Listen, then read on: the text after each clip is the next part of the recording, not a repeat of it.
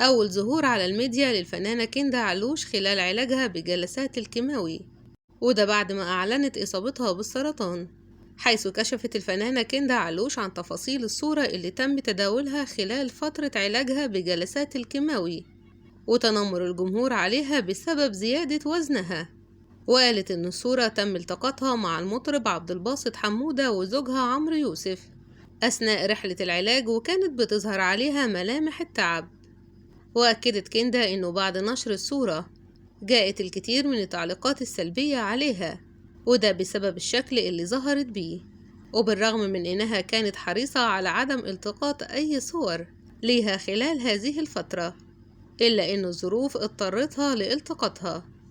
وأشارت إلى أنه بعد نشر الصورة وجه عدد كبير من الجمهور اللوم عليها بسبب زيادة وزنها وتخفيف شعرها، لكنها لم تلتفت لهم ولم تعلن عن أي تفاصيل حول مرضها أو السبب حتى في زيادة وزنها.